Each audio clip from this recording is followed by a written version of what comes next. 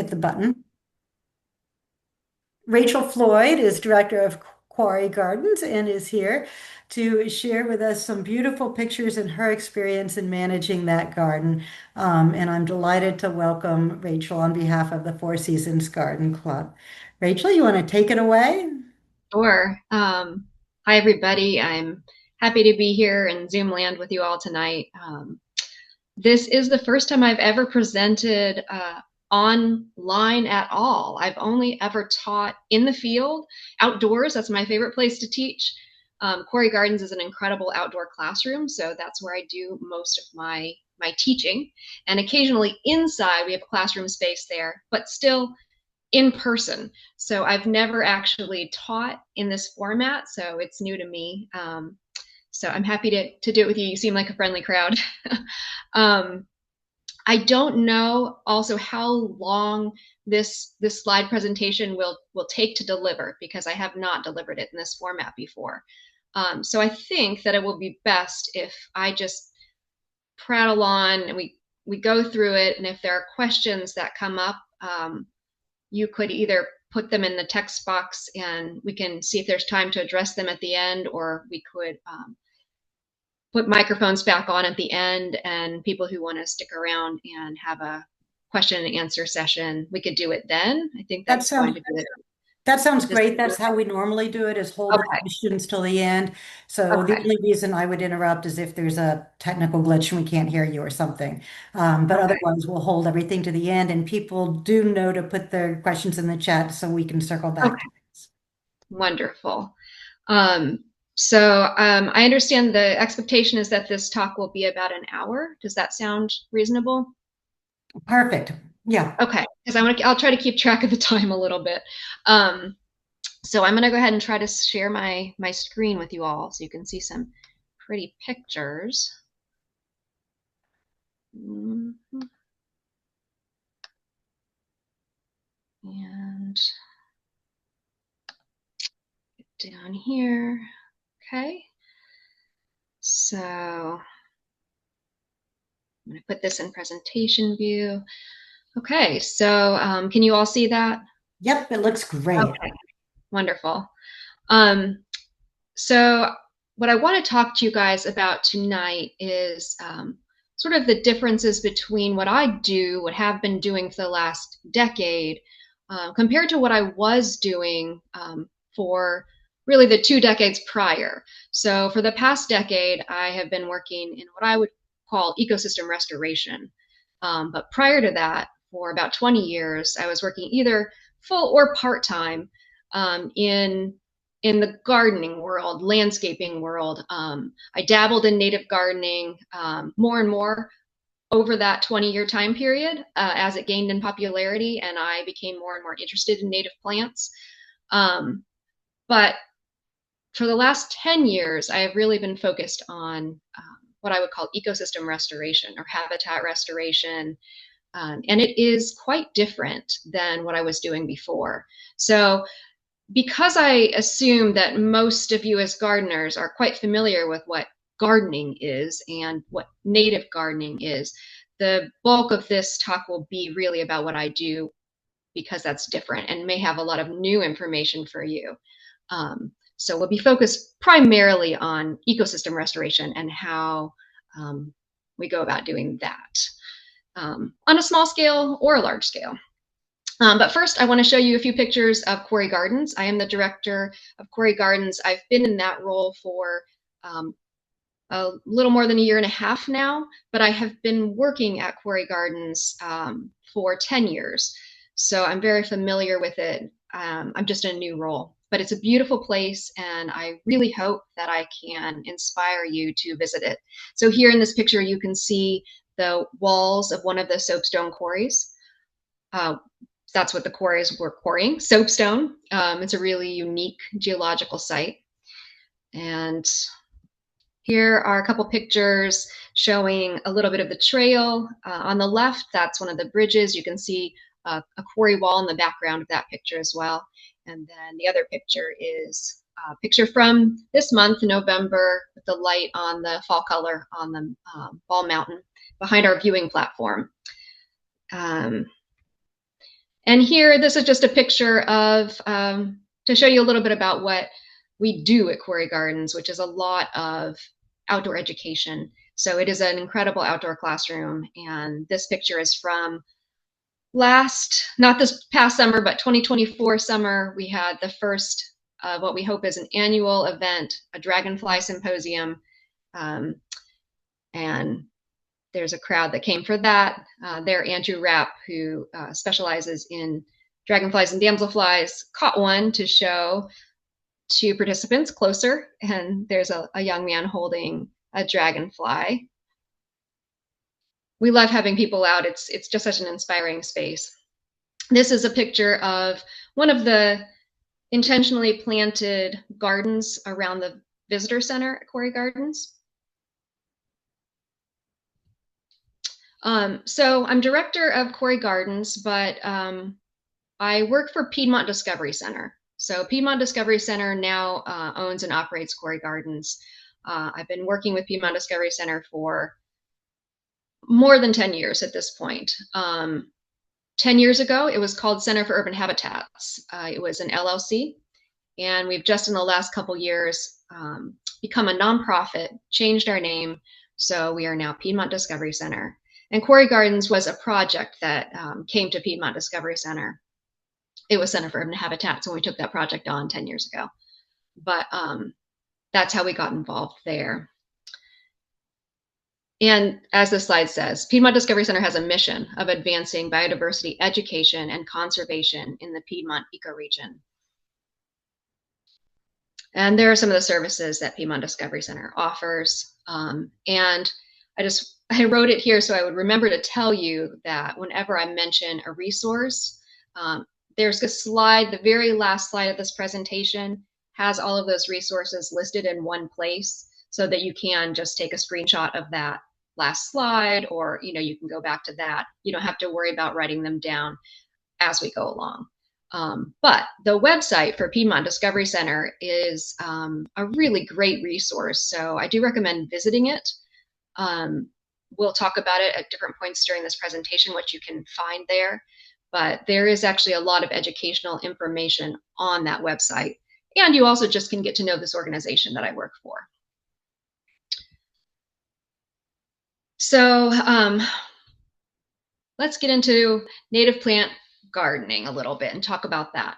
So native plants are being used for three primary purposes in landscaping or gardening.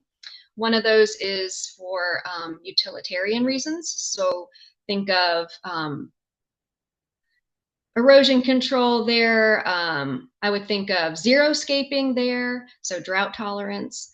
And another reason native plants can be used is in an aesthetic way. So some people, want to pick the prettiest native plants and put those right up front in their garden near their front door. They're using them for decoration, but it's native, so it has a plus. And I would say the biggest thing that I hear people wanting to use native plants for is this last one, pollinator attraction. So a lot of people are really concerned about the loss of biodiversity that they're hearing about in the news. A lot of gardeners really want to bring butterflies to their landscape to enjoy them. They also want to support butterflies and bees.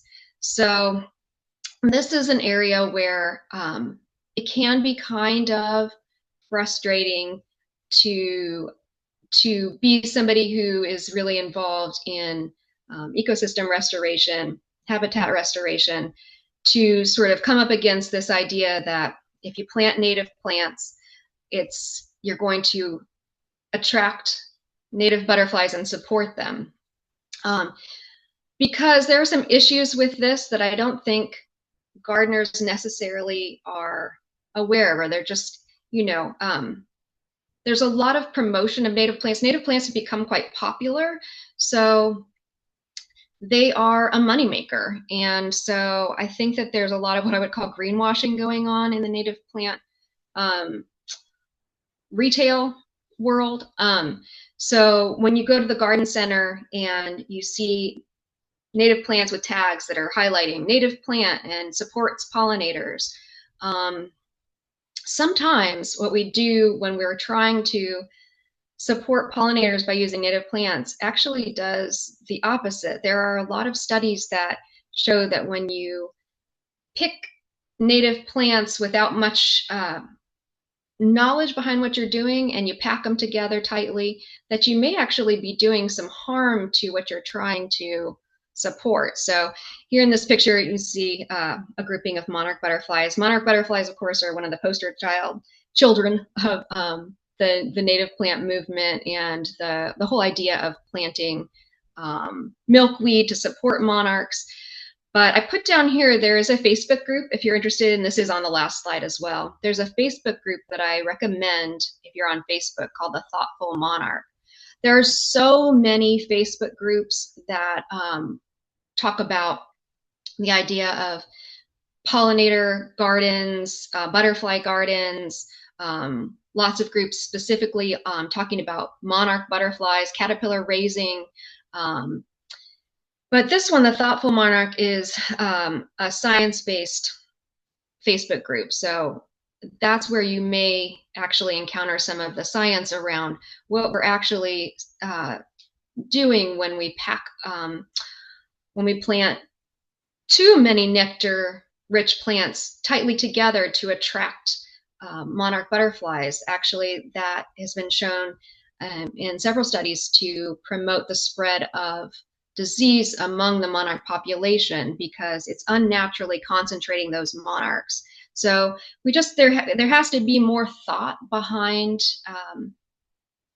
planting natives when what you really want to do, if what you really want to do is support a native animal like the monarch butterfly, you have to have some thought behind it. You can't just fall prey to a tag at the garden center, to your own human aesthetic needs, and tell yourself that what you're doing is supporting the monarch butterfly. You actually have to look at the science and look at at natural plant communities around you to see what actually supports native animals. So here is a beautiful picture of a native wet prairie.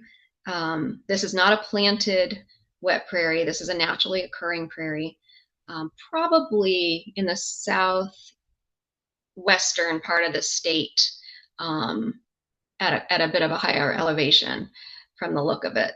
But what I want to point out here is that this native prairie, this is the kind of thing that you would want to be able to support lots of pollinators, right? This definitely supports lots of pollinators. So it's going to be supporting butterflies and bees and wasps.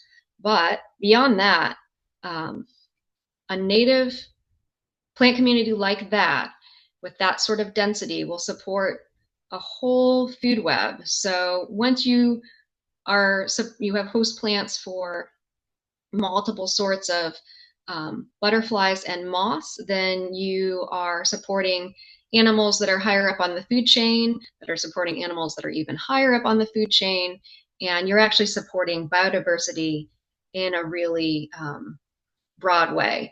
So let's look at this again a little closer. So if we're looking at this picture, and the first thing that's probably going to catch your eye is that Lobelia cardinalis. So a lot of gardeners are familiar with this plant, cardinal flower. It is a native plant in Virginia. It does like wet spots, so that's why it's occurring here in abundance.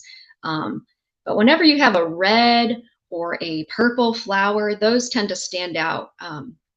There aren't very many native plants that have that coloration, because that coloration is actually quite expensive metabolically for a plant to produce. So most native flowers are white or yellow, and it's actually kind of a rarity to get a red or purple.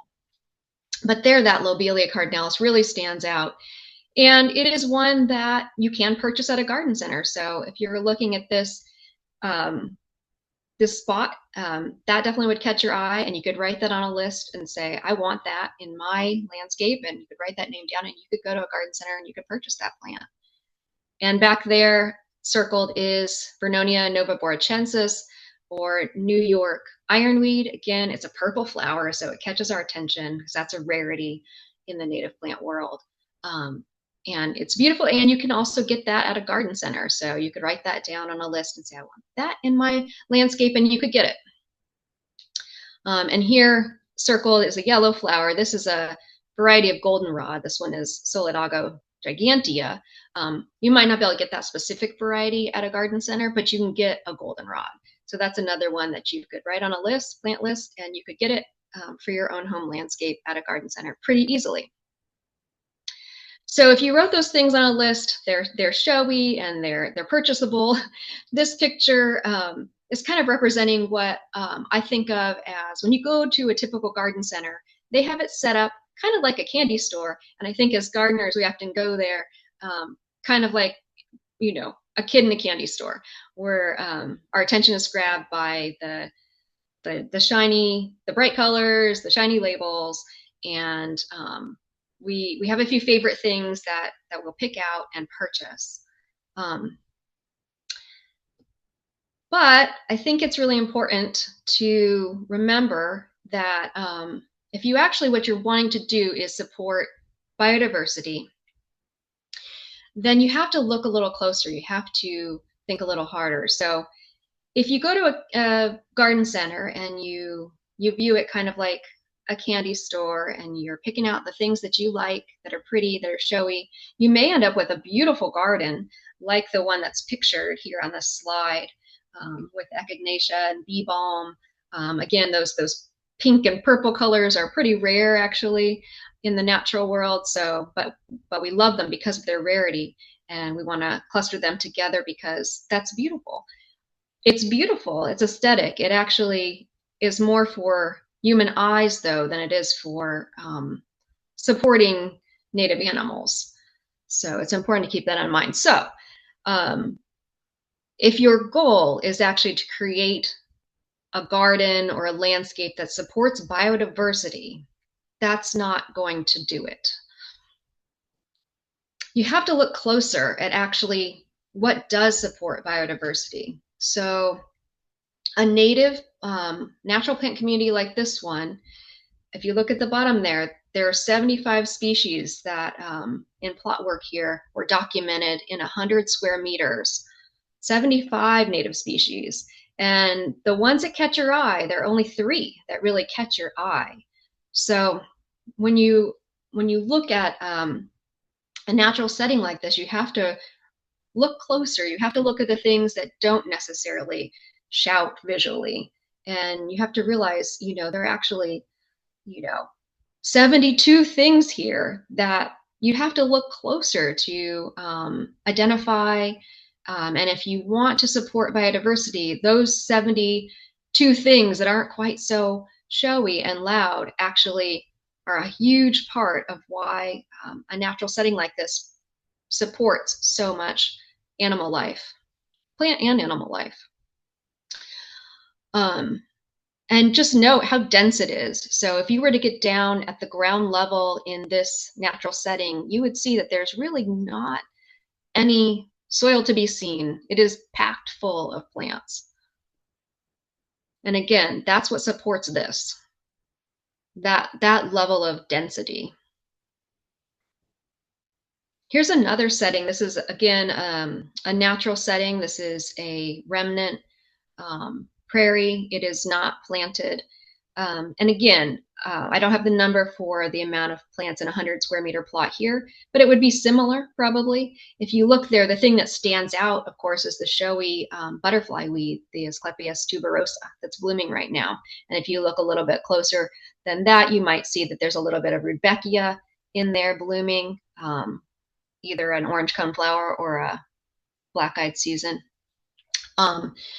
And there are some little white flowers throughout as well, but it's dense. You can see the density of this natural setting. And again, that is the sort of density that you need to support a wide array of animal species as well.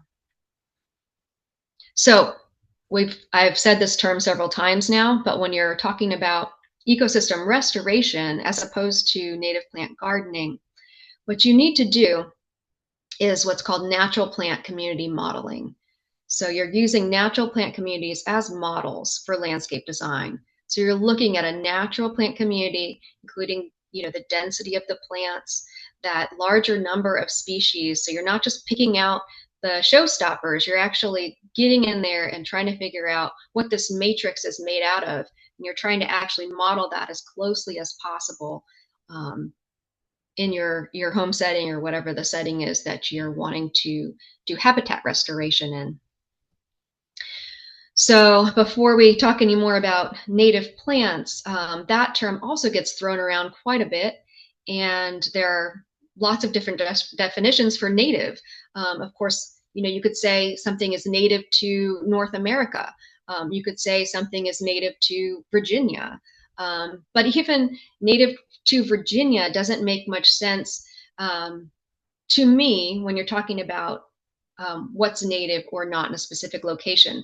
Because Virginia, we have coastal plain, we have the mountains, and then we have the Piedmont. And those different regions host completely different plant communities. Things that grow in the sand dunes, on the coast are not going to be happy in the heavy red clay in the Piedmont.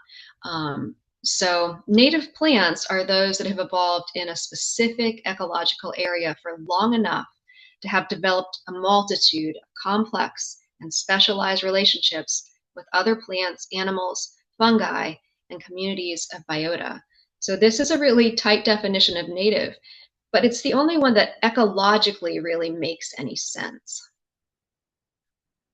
And a natural plant community definition could be an assemblage of interacting species uniquely associated with a specific landscape niche that has had time to develop a stable and balanced relationship with the living and non-living parts of the same niche, and that has experienced minimal modern human disturbance or has recovered from disturbance under mostly natural conditions.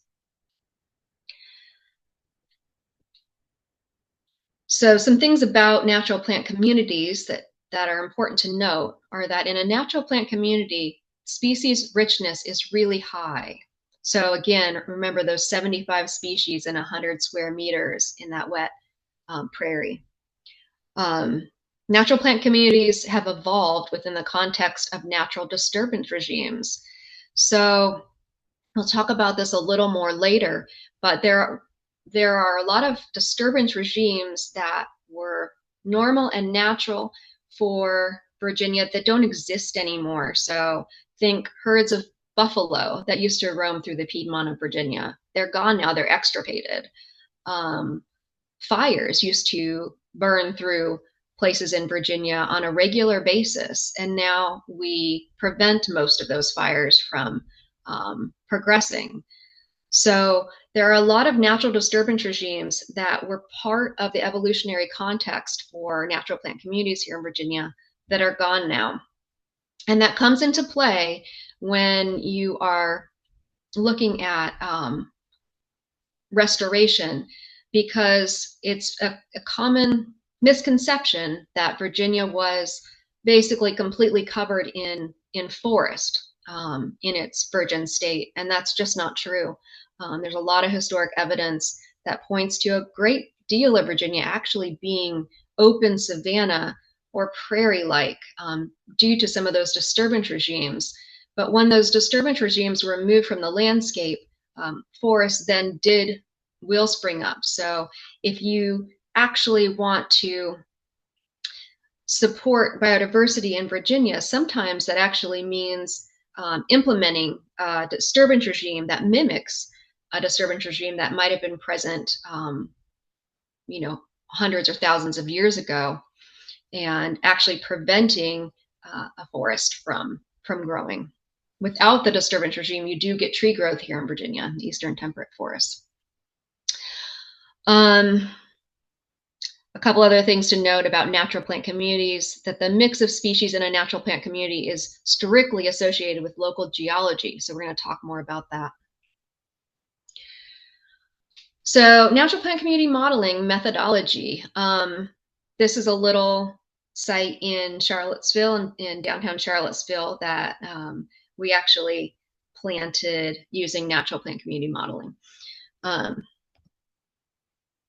so natural plant community modeling is defined as landscape design and installation method that utilizes inquiry, data collection, and local knowledge building to harness the wisdom and resilience of natural plant communities. Site assessments and a rigorous research and design process result in installations that resemble local natural communities of plants. Natural plant community modeled installations are beautiful, sustainable, adaptable, and very effective for supporting biodiversity. So here's a 4-step method for natural plant community modeling. The first step is assessment. So you have to assess your site, look at the site qualities and conditions. The second step is to find a match, to identify a natural plant community that, that the piece of land you're working with, the trajectory of that site. So you have to determine what the natural trajectory of that site would be, and then look at local natural reference sites that match that trajectory. So observing those reference sites and then design. So the first step, site assessment, identifying important characteristics and design elements at a new project site, includes all of these things. And I would say that in my experience, all of these are things that serious landscapers or gardeners take into consideration, except maybe that first one, geology. I know, at least for myself, in the 20 years that I was working as a gardener and an estate gardener, landscaper, but I was not working in ecosystem restoration or natural plant community modeling. I thought about all of those things except for geology. 10 years ago, I was confronted with the idea that the geology of a site really is important. So highlighting that, here's a geological map overlaid on Albemarle County, Greene, and Fluvanna. The geology in Virginia is remarkably complex, so it's an interesting subject to dive into. And actually, I will mention, speaking of geology, if you do want to know the geology of a project site or of your home, there are ways to figure that out. There are apps that are very cool. There's one called Rocked. It's ROCKD, that will tell you what the geology is wherever you're standing with your phone and that app. But you can also look at a geology layer in Google Earth, like put in an address.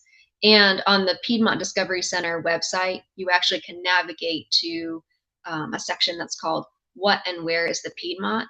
And in that section of the website, there's an interactive map that you can type in your address, and it will zoom in to, you can toggle different layers on or off, but one of those layers would be geology. So that's a great resource. And then we're to the second step, which is finding a match for your site. So how to determine the natural plant community trajectory of your project site. So this is a fun project that we had that was actually a green roof project. So kind of an unusual situation, but when we're looking at this green roof, we're thinking, okay, how do I determine what natural plant community would thrive here in these conditions? What is it most like? What natural plant community is this most like? And in this case, we've got a few pictures over there that are showing you some possibilities. It's probably not going to end up being a very ferny situation. It's very likely going to match something more like a rock barren situation. It's really shallow soiled. It's going to be rapidly drained. It's going to get really hot. So all of those site conditions might help you figure out what your natural plant community match is going to be.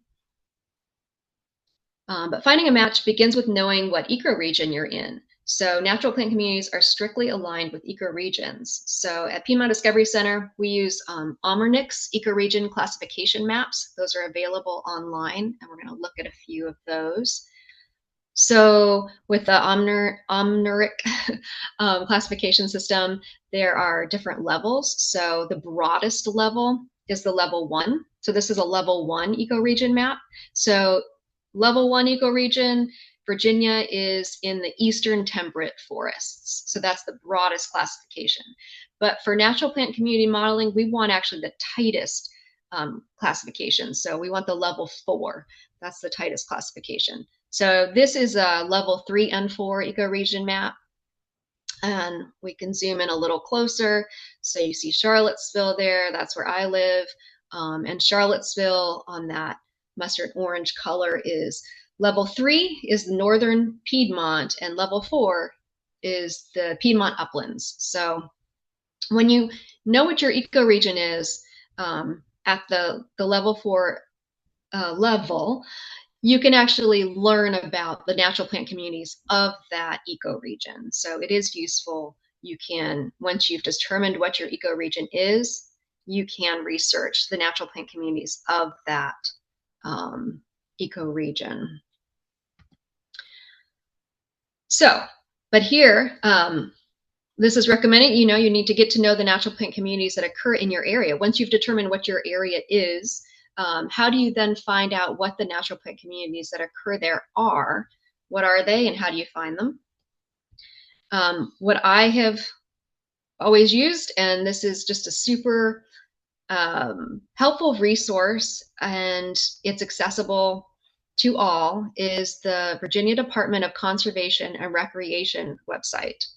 And on that DCR website, you're going to navigate to the natural communities of Virginia. So in Virginia, there are 5 broad systems, and that's what this picture is showing, the page that shows you the 5 broad systems that you have to choose from. And then once you choose one of those, you're going to get to the next level, which is ecosystem groups. And then below that, you're going to get to natural plant community types. So again, in Virginia, there are 5 broad systems. Those are the terrestrial systems, palustrine systems, riverine, estuarine, and marine. So almost always, I am working with the terrestrial systems. So once you dive into terrestrial systems include all upland, non-wetland habitats, high elevation, so above 3,500 feet, and low elevation, so below 3,500 feet. So again, here we are, we've opened up the terrestrial system, and then you're going to have a menu of the various terrestrial systems. Typically for a landscape installation, I'm typically dealing with this here in the Piedmont where I live: low elevation, woodlands, barrens, and rock outcrops. That's the grouping that I'm typically diving into. So once you open up that, here to dive in deeper, to narrow it down, you have to know a little bit more about your site. You have to know a little bit about the geology for this level. You need to know a little bit about the soil chemistry. So here, looking at these things that are listed, you're starting to see geological terms like shale, dolomite, limestone, and you're starting to see soil chemistry terms like acidic and basic. So you need to know a little bit to keep going.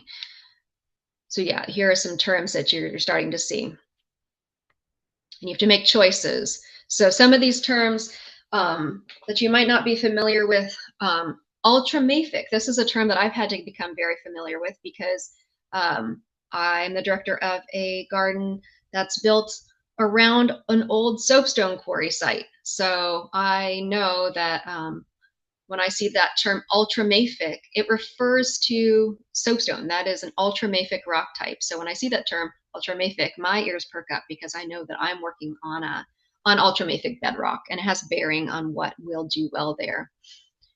Mafic, basic tend to go together. So mafic rock types are metabasalt. There's a bunch of them listed there. And the soils that weather from mafic rock types tend to be basic in pH. They're high in base saturation, so they're high in calcium, iron, manganese, magnesium. And then we have rock types that weather to soils that are quite nutrient poor and acidic. So slates, most shales, light colored sandstones, siltstones. Um, and those actually occur at quarry gardens as well, because we actually are right along a geological line. The soapstone bands are quite narrow. That's sort of the anomaly. But the more common bedrock type in Schuyler, and that these two bedrock types interact on the grounds of quarry gardens, are soapstone and a metasiltstone. So you see there in the acidic nutrient poor section, siltstones. So we actually have two very different geologies at quarry gardens, and knowing how to recognize those two different rock types, primarily by the plant life that's growing naturally on top of them, is very useful. So when we are doing a planting at quarry gardens, it's very important for me to know which bedrock we are planting on top of. Is it the soapstone or is it the siltstone? Because they are completely different. The soils that weather from them are polar opposites. So it's very important for me to be able to recognize those different bedrock types, of signatures of them. The rocks themselves, there are ways to recognize, but for plant people, it's even more useful to be able to recognize the plants that are growing on them that indicate what's underneath the ground there. So, for example, on the metasiltstone at Quarry Gardens, what's on the ground above that metasiltstone tends to be a lot of lichen and moss, low bush blueberries, sourwoods, silverrod, which is the only white goldenrod in Virginia. What else? Sometimes there'll be a high bush blueberry. There's a little bit of mountain laurel, but all of those things are indicating that we're on the metasiltstone bedrock at Quarry Gardens, which is very, very high in silica, and siltstones, being very high in silica. Silica is basically glass. Plants can't use that, so it's very nutrient poor in that sense. But there is a plant community, or plant communities, that are very well adapted and in fact need that acidic nutrient poor soil to do well. And that's the vacciniums, the blueberries, the mountain laurels, all those things. They're actually specifically adapted to that. An interesting thing I've learned about that in researching it, thinking like, what is it about this acidic soil that these plants actually like? What do they specifically evolve to need? And it is that iron is especially available in an acidic soil. So all of those plants really have a high need for iron. And if they don't have that those acidic soil conditions, iron isn't as available to them. And they'll get that iron chlorosis, though their leaves will yellow. So there are plants who are actually quite adapted and need that acidic nutrient poor soil. Not great for gardening, though. And then on the other end of the spectrum, ultramafic rocks, the soapstone, that actually weathers to a soil that tends to be kind of circumneutral in pH. It's extremely high in magnesium. And in fact, the magnesium calcium ratio is wonky. Ultramafic rock types and the soils that weather from them are the only ones where the magnesium ratio is higher than the calcium. So there's more magnesium than calcium. And there's something about that causes what's called magnesium toxicity. So it actually, even though there are a lot of things that plants, like, that plants can eat, this high magnesium level causes plants to be stunted. So an oak tree that's growing on an ultramafic bedrock, the same type of oak tree might grow on a mafic bedrock, but on the ultramafic bedrock, it will be, a third of the size. So you might think it's a 100-year oak tree, but it's actually, a 250-year year old oak tree. So it's really interesting. For gardening purposes, for crop production purposes, what you really want is that thing in the middle, that mafic bedrock. So a really interesting thing about that is that in Virginia, if you look at a geological map and you place the president's homes, the historic homes in Virginia on that geological map, you'll see that the president's homes, early president's homes, line up along this line of mafic bedrock. And it's just so interesting. And also, in Charlottesville, for instance, the wealthier neighborhoods tended to spring up on mafic bedrock, and the poorer neighborhoods in Charlottesville are on a different bedrock.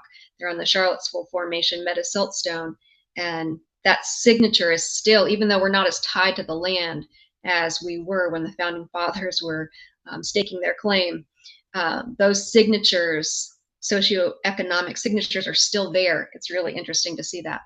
But from a gardening perspective, what you want if you're growing vegetables is this mafic basic stuff. This acidic, nutrient poor bedrock and the soils that weather from it are terrible. And ultramafic soils, the bedrock and the soils that weather from it, are also pretty terrible for crop production or for vegetable gardening. So at Quarry Gardens, we're dealing with those two types that are polar opposites from each other, but are equally bad for crop production. So back to the DCR website, back to that same page now. So now we've talked a little bit about how now to choose something off of this menu, you need to know a little bit about your geology and or your soil chemistry. If I'm talking about a spot at Quarry Gardens that I know is on the soapstone bedrock, I might choose this here, this ultramafic woodlands and barrens. So let's take a look at that.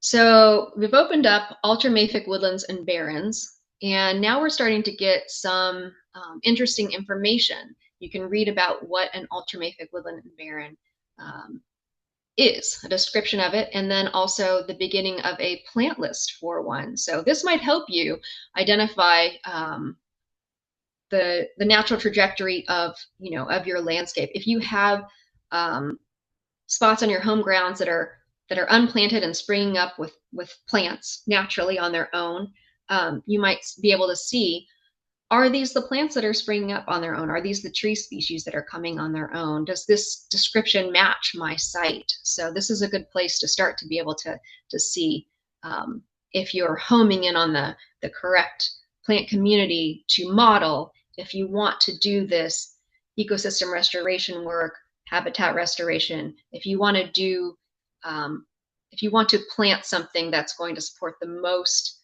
biodiversity, this is how you're starting to home in on that. So you can read that description there. If you decide, okay, this does match my site, I think this is sounding like what I have and what I would want to model, then you can get into this, the right side of this, you see it says download a spreadsheet of compositional summary statistics. I know we're getting really nerdy, but this is what I've had to do for the last 10 years for my job. So I'm just showing you where the resources are and how I've learned so much. So there,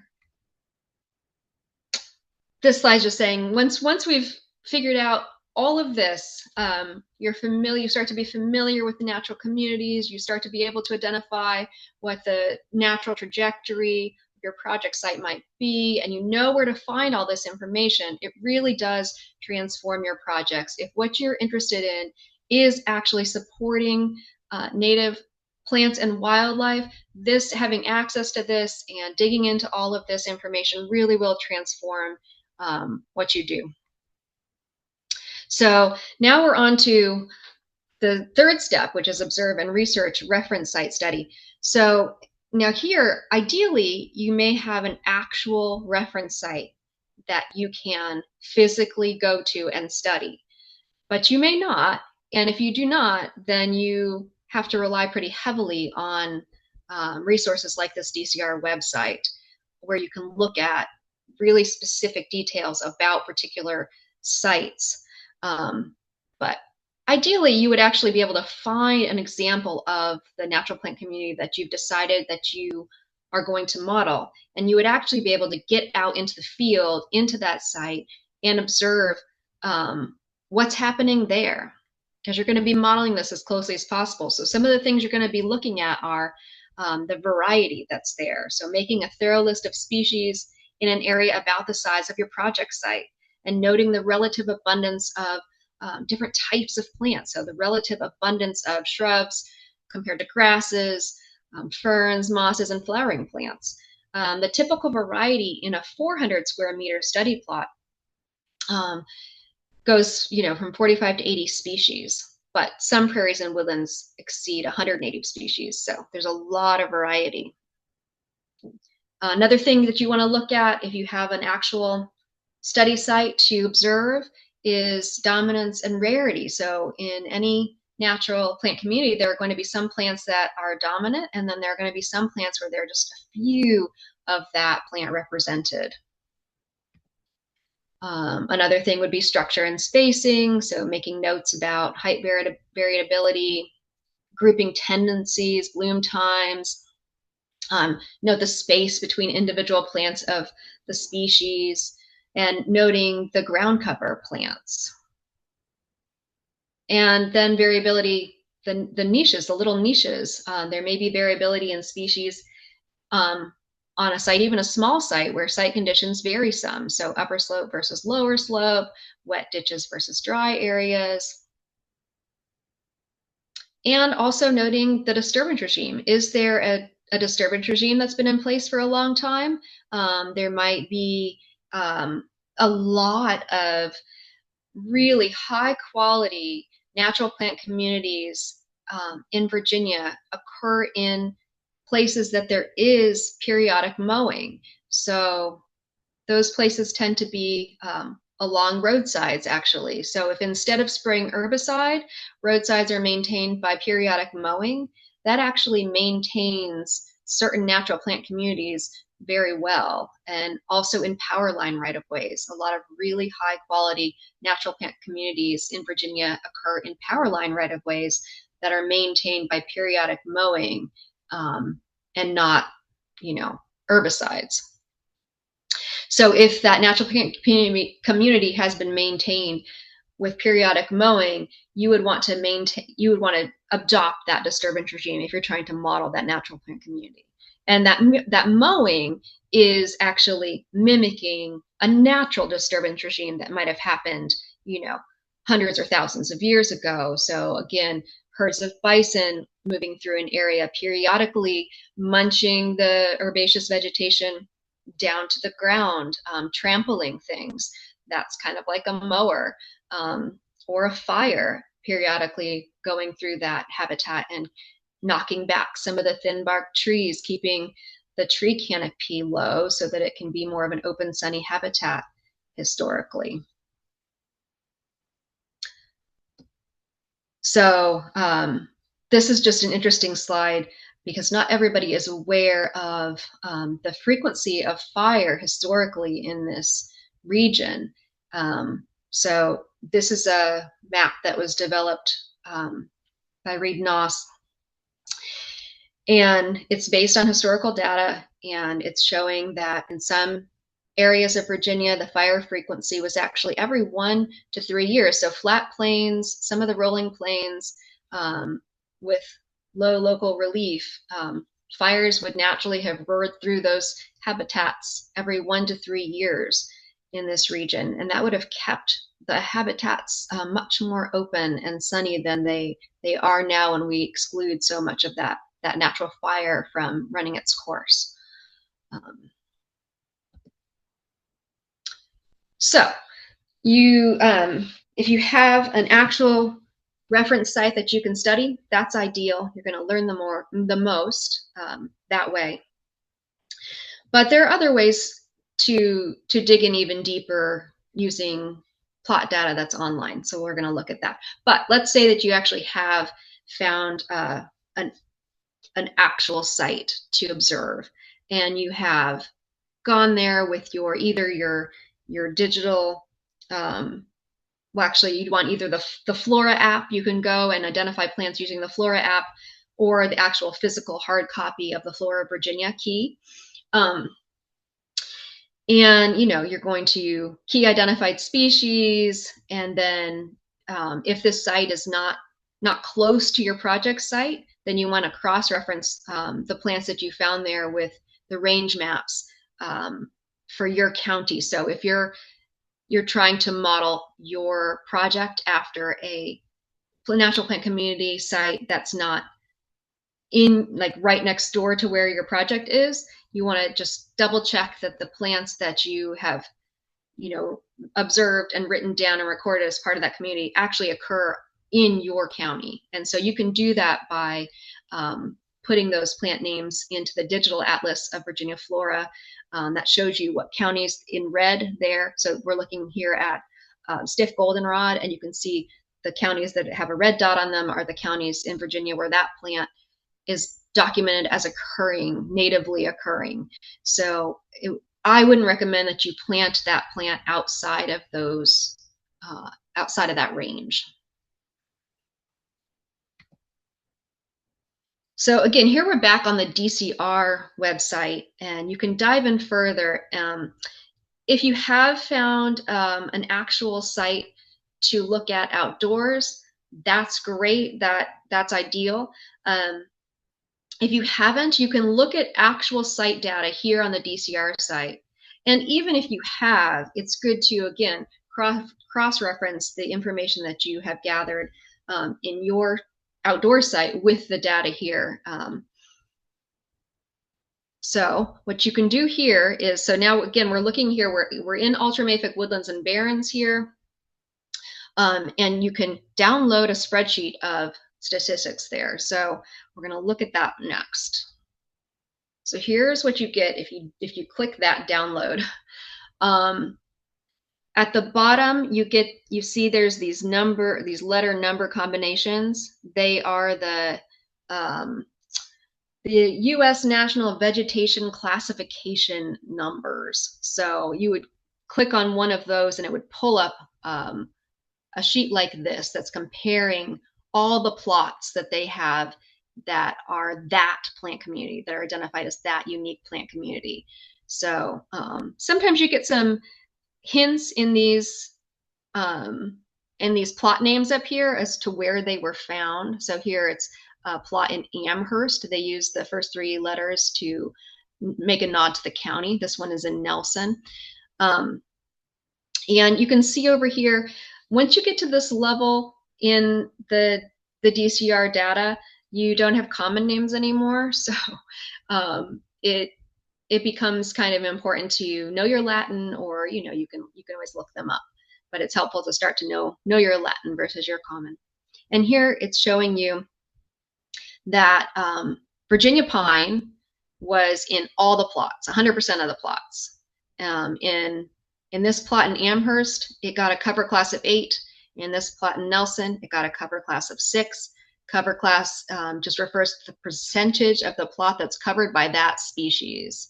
So 6 cover class means that 10 to 25% of the plot was covered in Virginia pine in one of the plots. And in another one, it got a cover class of 8. So 50 to 75% of the plot was covered in Virginia pine. That's quite a lot. And then here, this is an average of all the plots. So in this case, there were only 2 that they took data from. So your average was 7 there. But so they have these organized. So the dominant species are right up top. So if you were going to be modeling this natural plant community, this is incredibly useful. So you can see what are the dominant, the indicator species that I'm going for if I want to model this natural plant community. And they're going to be right up top. And then what are the things that they're there, but they're more rare. To model this natural plant community, we might only need a few Carolina roses, say. That was in both of the plots, Carolina rose was, but it only had a cover class of 2 in each of those plots. So less than 1% of the plot was covered by Carolina rose. So if you were modeling this natural plant community, you might just put 1 Carolina rose in your installation. So this is extremely useful information. But believe it or not, we can get even more detail.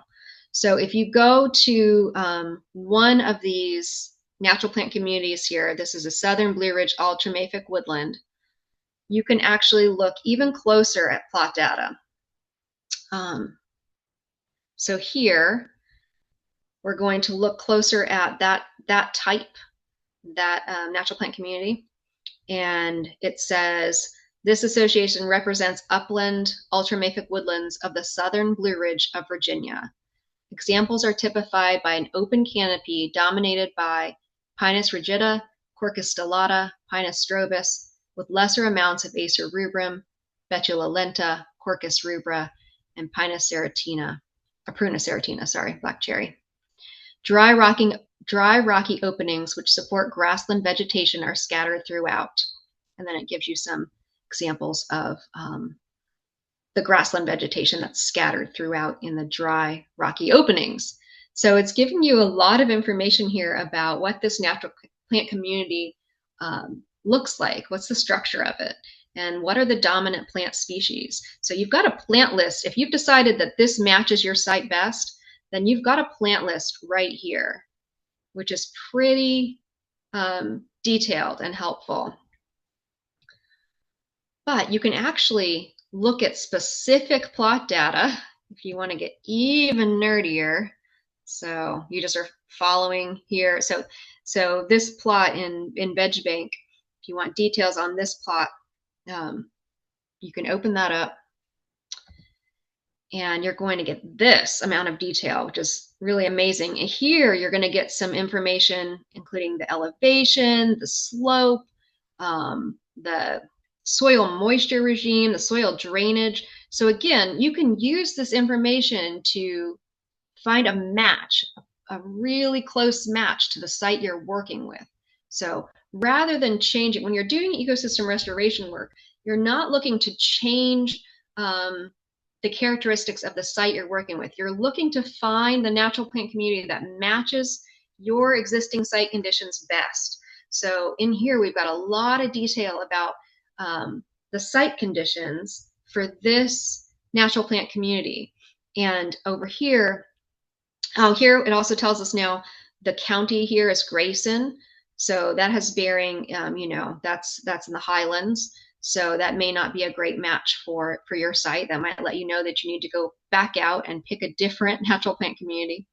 But here you have the list of all the plant species that were found in this plot.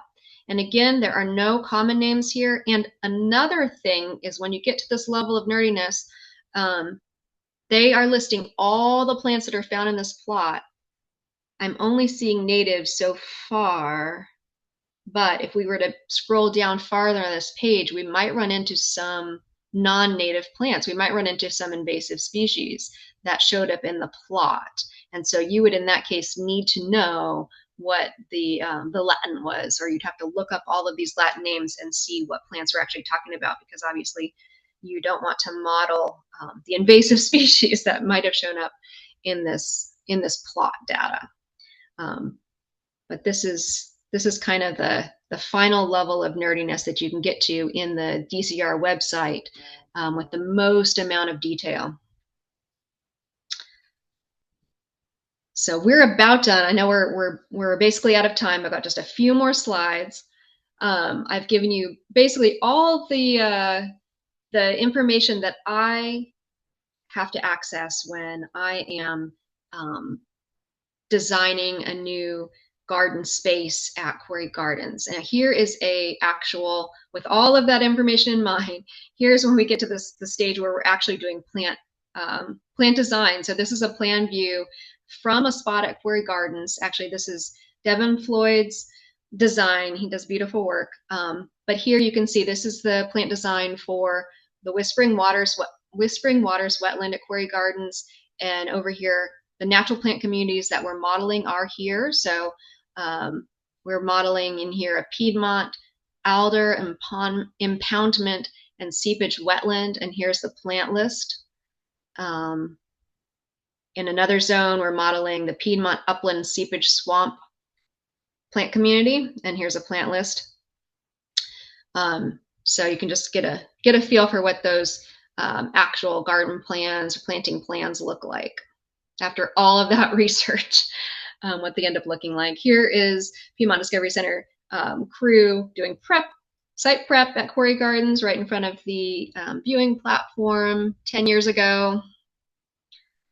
Here we are doing a little bit of planting near the visitor center building, and in this slide you can get a feel for the density of the planting. So typically we want to plant to model a natural plant community. You don't have any mulching going on between plants. You are trying to get that natural density, so you want to plant, if possible, actually 4 plugs. These are plugs that we're planting. 4 plugs per square foot is ideal. But it's 2 to 4 plugs per square foot, and then you overseed actually in among all of that. So my battery's running low. So that's very important as well. It's a big part of natural plant community modeling, is that plant density and how to achieve that. So I'm going to plug my computer in there. And then here's just a look at one of the planting spots at Quarry Gardens less than a year after it was installed. So it's not completely filled in, but that's an early view of one of those plantings. And then I think we're to my last slide, which is the slide that has the resources mentioned in this presentation for you. So if you're interested in digging into some of the educational resources at the Piedmont Discovery Center website, hint there, to get to the interactive map that I mentioned, you would search for what and where is the Piedmont on that website, and it'll take you to that page. The Quarry Gardens at Schuyler website actually, and actually that is incorrect. I'm going to change it real quick. It's that it's not going to let me change it. That's actually .org. I don't know why I accidentally put .com. Quarry Gardens at Schuyler is a .org. I'm so sorry about that mistake on that slide. But there's actually a lot of information on the Quarry Gardens at Schuyler website as well. You can get, if you look at the section that's called Gardens, you actually can navigate to the plant lists for all of the, what we call galleries, native plant galleries at Quarry Gardens. So you can actually look at plant lists there. Could be interesting to you. And then the Facebook group I mentioned, the Thoughtful Monarch, I think that's a great one to join, just a science-backed group. And then the DCR of Virginia website, and then the one underneath of that is going to get you to the natural plant communities section there, because there's a lot of navigating that it takes just to get to that. So and then the Digital Atlas of Virginia Flora is an excellent resource. And the Flora of Virginia app, actually the Flora of Virginia app, I highly recommend. It's being improved all the time. And actually a lot of that DCR Virginia information, the natural plant communities, all of that information is embedded in the Flora of Virginia app. So that is an app that you have to pay for, but it is really an incredible app. So I recommend that. And that is the end of this presentation. So I'm going to back out of this and put my face back on the screen so we can talk if you have time. I am just bowled away, Rachel. That was an amazing presentation. That was a And lot. I just want to tell you, I am in awe. So I'm so glad that you came to talk to us, and I want to thank Barclay for finding out about you so you could talk to us. I am so inspired to spend more time on those websites. This has really told us how we could echo what nature does, and I appreciate that you're getting lots of, emoji things. Well, thank you. Am I still sharing my screen? You are, but I am. How do I? Sorry. How do I stop doing that? um, Can you? Because I escaped, but this is as far as it got me, and I don't see a way to stop. okay, I think I did it. Oh, yeah, Oh, I think here, I wait. did it. Okay, thank you. There we are. Thank you. Told you I was new at this. No, it's all good. It's all good. Um, I want to see if anybody else has any questions, but did you work for Natural Heritage for DCR? I have not worked for them directly, although Piedmont Discovery Center submits data that to the Natural Heritage um, and DCR every year. So Piedmont Discovery Center for I think 5 years now has been documenting the old growth grassland remnants in Virginia. And so we're doing a lot of plot work throughout Virginia, and invariably the team comes across native plants that have not been documented in that, in that county that they're in before, or, things like that, county record species. And so there's a lot of, we share all of our plot data with DCR, and they update range maps and things like that. So we work with them, I guess. I'm glad you have a collaborative relationship with them. Yes. Um, what questions do people have? If you have not everybody has speakers, but if you can, unmute yourself and go ahead and ask Rachel some questions, because she is an amazing resource, and it's so exciting to have all this expertise, echoing Barclay's words there. And I'm looking at the chat too, because I do see some people are putting things in the chat. See if there's anything I can answer there. Reference materials. Okay. And the first question was, does soapstone mean the soil is very alkaline? So soapstone, the soils over soapstone tend to be circumneutral, so they tend to be, right around a 7. So not very alkaline, but neutral, basically neutral. Yeah. And there's a new question from Chris.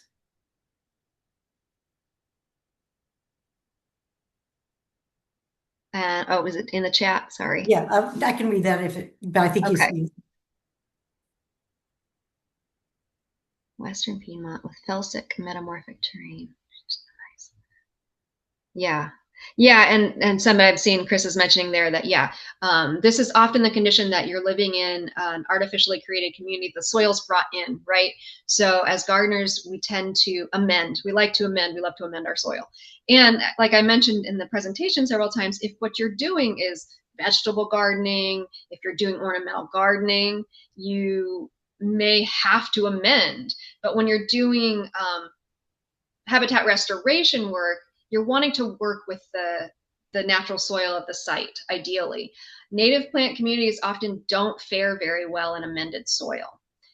Particularly the ones that I'm most commonly asked to create are kind of full sun, prairie, meadow, pollinator, that sort of situation. Those natural plant communities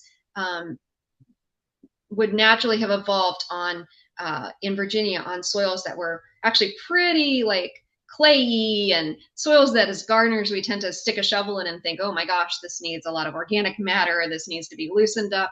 But those plant communities that those natural plant communities in Virginia that evolved on those clayier soils, they don't do very well when you put them in a fluffy soil.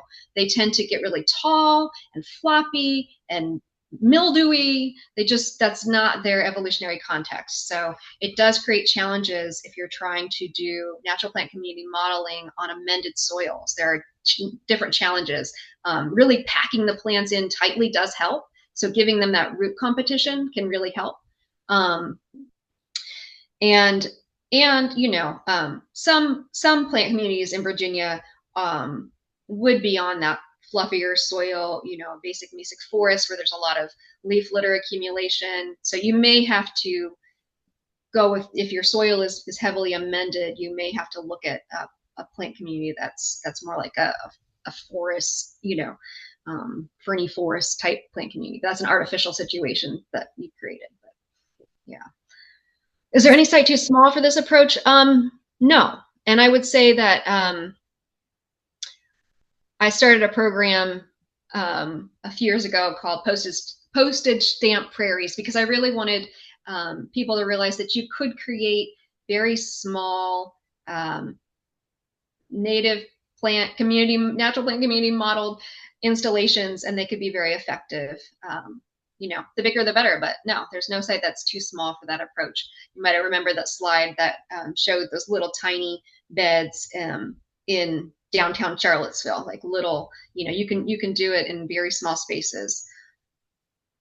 Um, yeah, so yeah, it's a tricky situation. Chris is saying when you know what your bedrock is, and you might be able to learn about the soils that would naturally occur on that bedrock, but the soil's been amended and changed.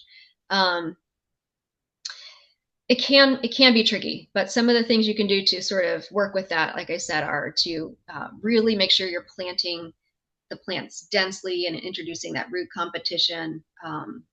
They native plants tend not to like to be babied or given a lot of space, or so some of those principles could help. Chincoteague, yeah. So I don't have personally any experience working with habitat restoration in the coastal plain. That is a very different ecosystem than what I'm used to. So I would recommend joining native plant societies there. And but again, when you dig into that DCR website, you can find natural plant communities that are in your region that are actually on sand, so they will have plot data there that you can access that will match your site conditions. I personally haven't worked in those site conditions, so I haven't learned a ton about them. Okay, so this question, one Virginia rose would be appropriate, and that site we were in the when you're looking at relative abundance of a particular plant species in its natural context, and you're seeing in plot data that, or you're in a natural site, you're seeing there's one Virginia rose, but could you plant three? Would it hurt to plant three? Not necessarily. It bears considering. Nature has incredible inherent wisdom, and the closer that we can mimic, I would say the better. But it might not hurt to plant three, because that's not very many, but leaving space between them might be good. But if you were to plant 30, that actually might cause a problem. You don't, when you're creating unnatural density of plants like that, flowering plants like that, you may create an unnatural density of the pollinator that's attracted to that plant, which may create some kind of unforeseen problem. You may also create issues with, some rose foliage is prone to diseases, and if you pack them together and that's not the way they occur naturally, you might cause some sort of mildews or molds to proliferate on those plants. So just as much as possible, in my experience, mimicking the natural sort of density of the different plant varieties is best. But yeah, I mean, you can experiment, but yeah. Rachel, that's really helpful. The rest of the comments are really just thanking you for what Okay. a wonderful talk tonight. And we want to be respectful of your time. And on behalf of the Four Seasons Garden Club, I really appreciate your talking with us tonight. Thank you so much. Well, thank you so much too. And I just want to invite everybody to visit me at Quarry Gardens. I would love to meet you all in person. And follow me on Facebook. So I try to post on a daily basis. Piedmont Discovery Center and Quarry Gardens both post a lot of educational content on Facebook and Instagram. So we'd love it if you'd follow us there. Fabulous. Thank you. Thank Yeah, you. thank you. Good night, everybody. Night.